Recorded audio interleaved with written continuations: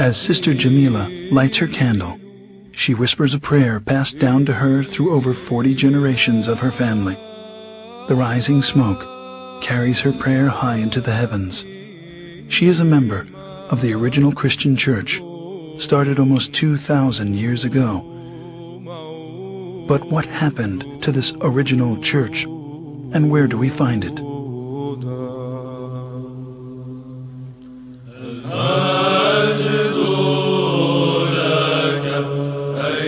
At that time, those believers in Jesus Christ joined together with the apostles, establishing the first organized church community in the city of Antioch. It is there in Antioch that they were first called Christians, as stated in Acts 11:25.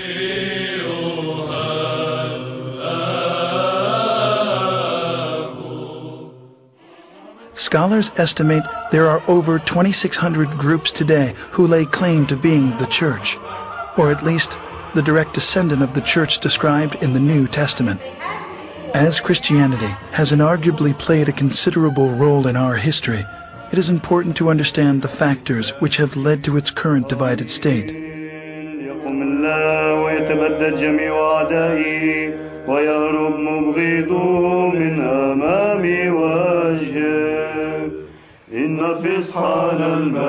With the birth of the Church of Jesus Christ at Pentecost, the apostles made many missionary journeys.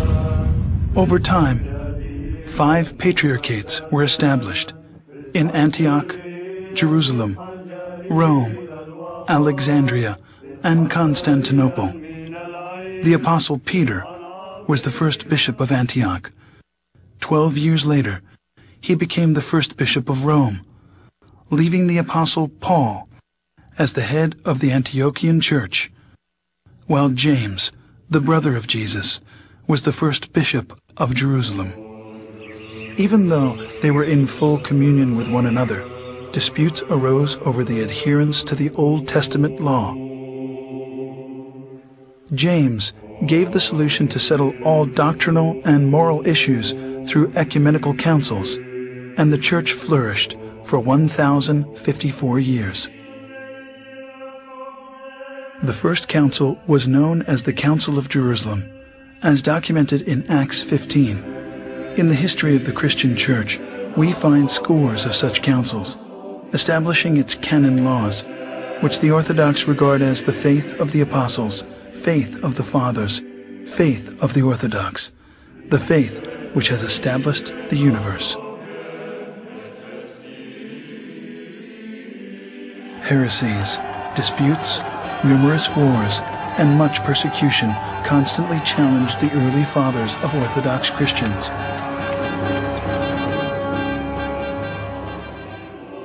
But because the church was unified, it continued to survive. At the Ecumenical Council in 325 at Nicaea, the bishops decided they needed a creed.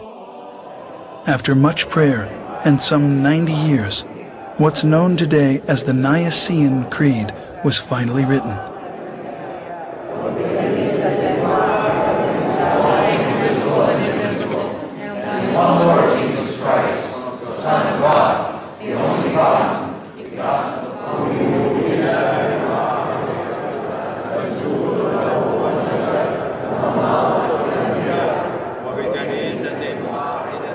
Between the years 325 and 787, 7 meetings were held to establish the laws of the Church. These became known as the 7 Ecumenical Councils. The faith of the Church at the close of its first 1,000 years was the same. The doctrine, the creed, the government were all recognized as one everywhere. This one church was the Orthodox Church, which has weathered many attacks. This cohesion, however, was soon to end. As the first millennium was drawing to a close, tensions began to mount between the Western Church, Rome, and the 4 Eastern churches. the bishops of Rome began to claim authority over the other 4 churches, on the claim that the Roman Patriarch was the only true successor of Peter. 2 giant issues emerged. First, Rome's declaration of the Pope's supremacy, and second, that the wording of the 700-year-old creed be changed.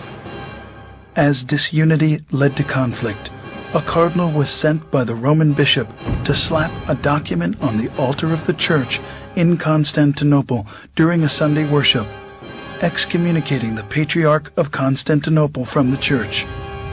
The final consequences of these tragic events was a massive split. The Great Schism occurred in the year 1054. Pursuing his claim of universal headship of the Church, the Patriarch of Rome broke from the other 4 churches, creating the Roman Catholic Church, independent of the